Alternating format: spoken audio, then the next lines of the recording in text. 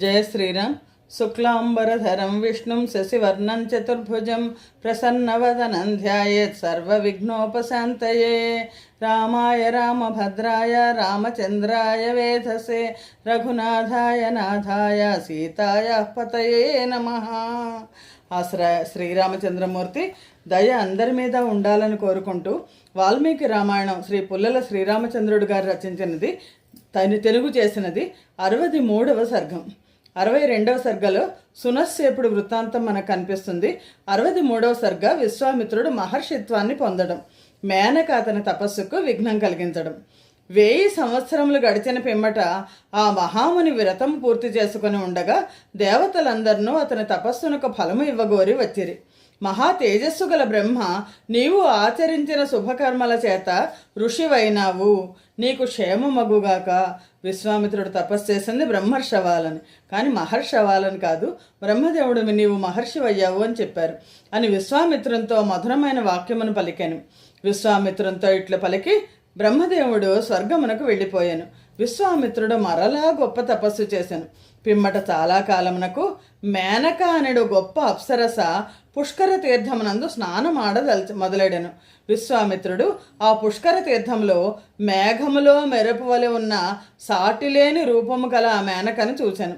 ఆమెను చూడగానే కామపరవశుడైన విశ్వామిత్రుడు ఆమెతో, ఓ అప్సరస, నీకు స్వాగతము. నా ఈ ఆశ్రమంలో నివసించుము. మన్మధునిచే మిక్కిలి మోహితుడైన నన్ను అనుగ్రహించుము. నీకు క్షేమమగ్గాక అని పలికెను. విశ్వామిత్రుడు ఇట్లు పలుకగా ఆ అప్సరస అచట నివసించెను.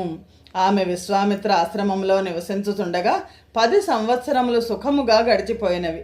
10 సంవత్సరములు గడిచిన తరువాత విశ్వామిత్ర మహర్షి చింతా దుఃఖములతో నిండినవాడే సిగ్గుపడెను. అప్పుడు విశ్వామిత్రునకు కోపముతో కూడిన ఆలోచన ఒకటి కలిగినది. ఇది అంతయు నా తపస్సు హరించుటకై దేవతలు చేసిన పని. పగలు రాత్రి అని అనుకొనుచుండగానే కామమోహంలో చిక్కుకొని ఉన్న నాకు 10 సంవత్సరములు గడిచిపోయినవి. ఈ విధముగా నా తపస్సునకు పెద్ద విఘ్నము వచ్చి పడినది. ఇట్లు విశ్వామిత్ర మహాముని పశ్చాత్తాపముచే పీడితుడై నిట్టూర్చుచున్నవాడై తన ఎదుట అంజలి ఘటించి వణకుతూ నిలిచిన మేనక భయపడిందని గ్రహించి ఆమెను తీయని మాటలతో పంపివేసి హిమవత్ పర్వతమునకు వెళ్ళాను. విశ్వామిత్రుడు నిష్టను అవలంబించవలనని దృఢ నిశ్చయము చేసుకొని ఇంద్రియములను లేదా వశిష్ఠుని జయింపగోరుతున్నవాడే కౌశికీ నదీ తీరము చేరి అతడు తీవ్రమైన తపస్సు చేశాను. అతడు హిమవత్ పర్వతముపై 1000 సంవత్సరముల పాటు ఘోరమైన తపస్సు చేయుచుండగా దేవతలకు భయము కలిగెను. ఋషులను దేవతలు అందరూ కలిసి ఈ విశ్వామిత్రముని మహర్షి అనవచ్చును అని నిశ్చయించిరి. దేవతల అభిప్రాయమును అనుసరించి బ్రహ్మదేవుడు విశ్వామిత్రునితో మధురమైన వాక్యం పలికెను. మహర్షి, నీవు చేసిన ఉగ్ర తపస్సుకు సంతోషించినాము. నీకు మహత్తత్వము, ఋషిత్వము అంటే మహర్షి స్థాయి ఇచ్చుచున్నాను అన్ను. సర్వలోకాధీశ్వరుడైన బ్రహ్మ మాటలను విన్న ఆ విశ్వామిత్ర మహామునికి విషాదము తగ్గలేదు, సంతోషము కలుగలేదు. అతడు అంజలి ఘటించి నమ్రుడై బ్రహ్మదేవుడితో, నేను చేసిన శుభకర్మలచే నాకు మహర్షిత్వము లభించినదని పూజ్యుడవైన నీవు చెప్పుతున్నావు కదా, అందుచే నేను జితేంద్రుడనైతిని అనను. నీవు జితేంద్రుడు మాత్రమే కాదు, ఇంకా ప్రయత్నించము అని బ్రహ్మ విశ్వామిత్రునితో పలికి స్వర్గమునకు వెళ్ళాను. దేవతలందరూ వెడలిపోయిన పిమ్మట విశ్వామిత్ర మహాముని చేతుల పైకెత్తి ఆలంబనమేదియూ లేకుండా నిలిచి వాయువును మాత్రమే ఆహారముగా కొని తపస్సు చేయ మొదలెడెను. విశ్వామిత్ర మహర్షి గ్రీష్మమునందు పంచాగ్ని మధ్య తపస్సు చేయుచు, వర్షాకాలమునందు ఆరు బయటనే నివసించుతూ, శీతాకాలమున రేయింబవళ్ళు జలమునందు నిలుచుతూ 1000 సంవత్సరముల పాటు కఠోరమైన తపస్సు చేశాను.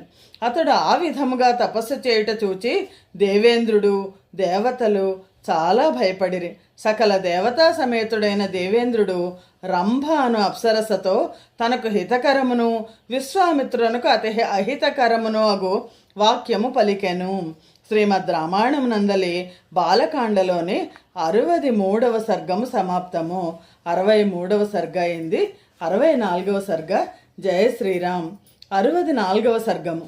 విశ్వామిత్రుడు బ్రాహ్మణత్వమునకై ఘోర తపస్సు చేసేదనని శపథము చేయుట.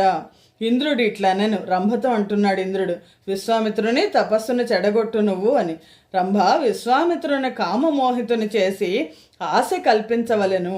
ఈ గొప్ప దేవతా కార్యమును నీవు చేయవలెను. ఎందుకు దేవతలు మహర్షులు చేసిన తపస్సులని విఘ్నం చేయడానికి ప్రయత్నిస్తారు అంటే అవి కూడా పరీక్షలే.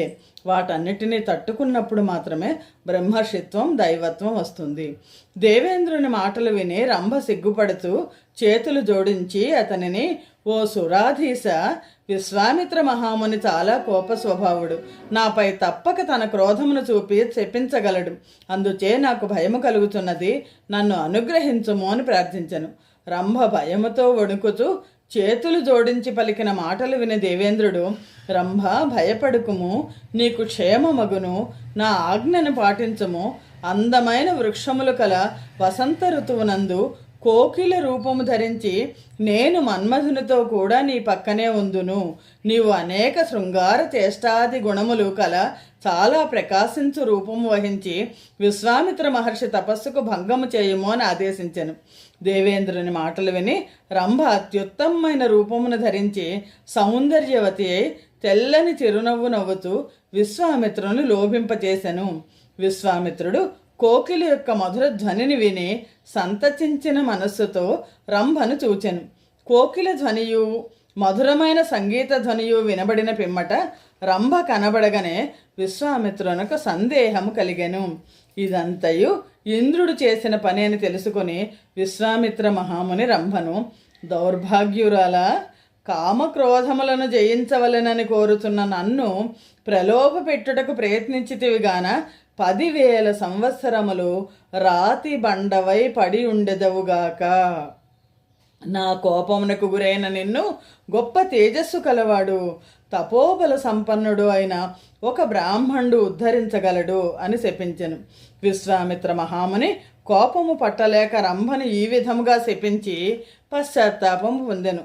ఒకసారి శాపం ఇస్తే మళ్ళీ తపస్సు అంతా కూడా పోతుంది, తపోబలం అంతా. అతని శాపము చేత రంభ వెంటనే శిలగా మారెను. మహర్షి మాటలు విని మన్మధుడు ఇంద్రుడు పారిపోయేరి. వాళ్ళు ఉంటామని చెప్పారు రంభతో పాటు. ఇట్లు కోపము కలుగుటచే తపస్సు క్షీణించగా మహా తేజస్శాలియగు విశ్వామిత్రుడు ఇంద్రియములను జయించలేకపోవటచే మనశ్శాంతి పొందజాలకపోయాను.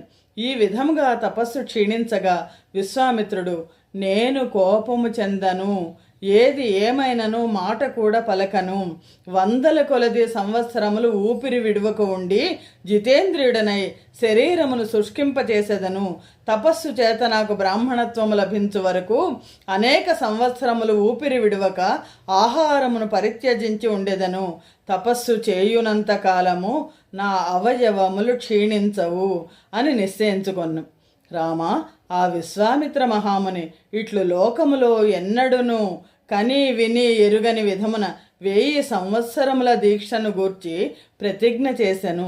శతానందుడు విశ్వామిత్ర మహర్షి గాథని శ్రీరామచంద్రుల వారికి తెలుపుతున్నారు అయోధ్యలో కాదు, జనకుడి మిథిలా నగరంలో. శ్రీమద్ రామాయణం నందలి బాలకాండలోని 64వ సర్గము సమాప్తము. జయ శ్రీరామ్. 65వ సర్గం. విశ్వామిత్రుడు బ్రహ్మర్షి అగుట. రామ, అటు పిమ్మట విశ్వామిత్ర మహాముని ఉత్తర దిక్కు విడిచి తూర్పు దిక్కునకు వెళ్ళి అచట అతి తీవ్రమైన తపస్సు చేశాను. 1000 సంవత్సరముల పాటు చాలా గొప్పదైన మౌన వ్రతమును అవలంబించి శక్యము కానిది, సాటి లేనిది అయిన తపస్సు చేశాను. 1000 సంవత్సరములు నిండుసరికి విశ్వామిత్రుడు కట్టెవలే అయ్యెను. ఎన్ని విఘ్నములు వచ్చినను అతని మనస్సులో క్రోధము కలుగలేదు. అతడు దృఢ నిశ్చయముతో నాశము లేని తపస్సు చేశాను. 1000 సంవత్సరముల వ్రతము పూర్తి అయిన పిమ్మట మహావ్రతుడైన విశ్వామిత్రుడు అన్నము తినవలనని అనుకొనుచుండగా, అన్నము వండుకొని తినబోచుండగా ఇంద్రుడు బ్రాహ్మణ వేషమున వచ్చి ఆ సిద్ధాన్నమును యాచించెను. మౌనవ్రతం అవలంబించిన మహాతపశ్శాలి అయిన విశ్వామిత్రుడు సిద్ధాన్నమునంతను ఆ బ్రాహ్మణునకు ఇచ్చివేశను. అతడు పూర్తిగా భుజించెను. విశ్వామిత్రుడు భోజనము లేకయే ఉండిపోయాను. ఆ బ్రాహ్మణుకి మాత్రం ఏమీ అనలేదు. పిదప 1000 సంవత్సరాల పాటు ఉచ్ఛ్వాస నిశ్వాసములను బంధించి తపస్సు చేసెను.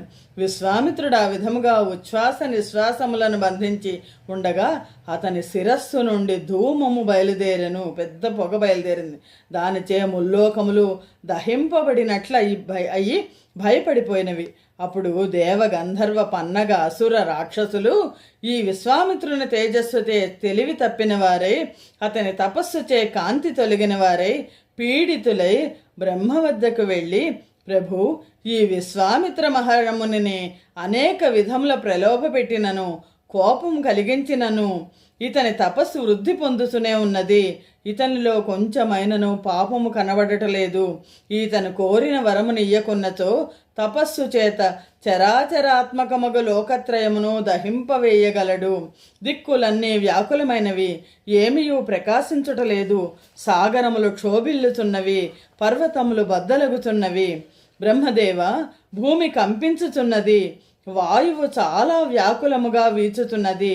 జనులందరూ నాస్తికులగుతున్నారు. మాకేమియూ తోచకున్నది. క్షోభించిన మనస్సుతో 3 లోకములను మార్పు చెందినట్లున్నవి. ఆ మహర్షి తేజస్సు చేత సూర్యుడు కాంతి విహీనుడైనాడు.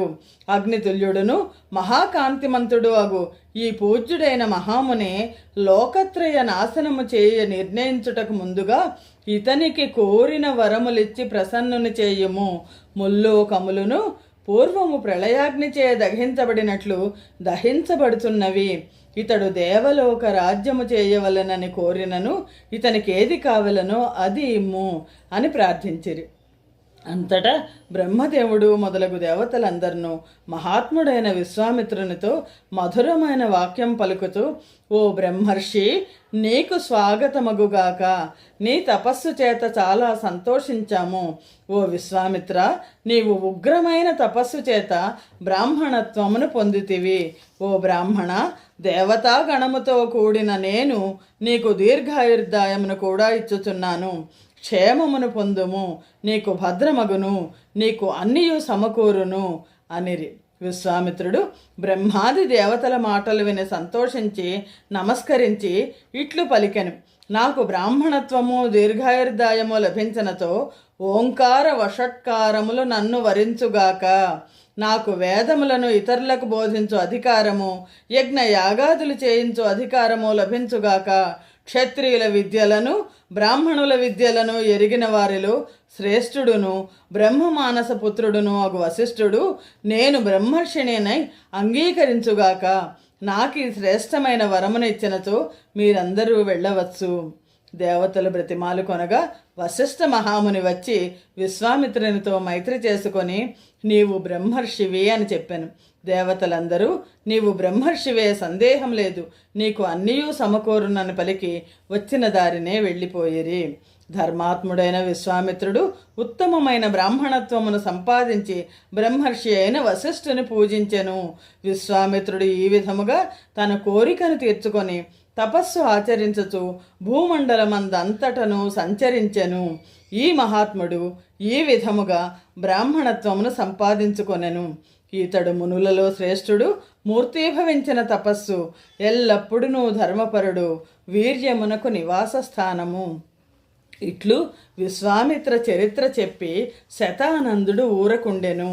శతానందుడు రామలక్ష్మణులతో చెప్పిన మాటలు విని జనక మహారాజు చేతులు జోడించి విశ్వామిత్రునితో, మునిపుంగవ, నీవు ధార్మికుడవు, రామలక్ష్మణ సమేతుడవై నా యజ్ఞమునకు వచ్చితివి. నేను ధన్యుడనైతిని, నీ అనుగ్రహమునకు పాత్రుడనైతిని. నీ దర్శనము వలన అనేక విధములగు లాభములు పొందితిని. నీ తపస్సు చేత సవిస్తరముగా వర్ణించి శతానందుడు చెప్పగా నేనును మహాత్ముడైన శ్రీరాముడును వింటిమి. యజ్ఞ సభల్లో ఉన్న సదస్సులందరూ నీ గుణములను వినిరి. విశ్వామిత్ర, నీ తపస్సు, నీ బలము, నీ గుణములు ఇంత అని చెప్పుటకు శక్యము కానంత గొప్పవి. ఆశ్చర్యకరమైన ఈ కథలను వినుచుండగా తృప్తి కలుగటలేదు. సూర్యుడు అస్తాద్రికి పోవుతున్నాడు. యజ్ఞకర్మలు చేయవలసిన సమయం సమీపించుతున్నది. రేపు ప్రాతకాలమున తిరిగి నిన్ను చూచెదను. నీకు స్వాగతము, నాకు అనుజ్ఞ ఇమ్ము అని పలికెను. జనకుడిట్లు పలుకగా సంతసించిన మహాముని సంతోషయుక్తుడై పురుషశ్రేష్ఠుడకు జనకుని ప్రశంసించి అతనిని వెళ్ళుటకు వెంటనే అనుజ్ఞ ఇచ్చాను. జనక మహారాజు ఇట్లు పలికి విశ్వామిత్రునికి ప్రదక్షిణ నమస్కారములు చేశాను. ఇతను ఉపాధ్యాయులు బంధువులు కూడా విశ్వామిత్రునికి ప్రదక్షిణ నమస్కారములు చేసిరి. మహర్షులు పూజించుచుండగా ధర్మాత్ముడికి విశ్వామిత్రుడు రామ లక్ష్మణ సమేతుడై తన నివాస స్థానమునకు మిథిలానగరిలో ఉన్న నివాస స్థానమునకు వెళ్ళెను. శ్రీమద్ రామాయణం నందలి బాలకాండలోని 65వ సర్గము సమాప్తము.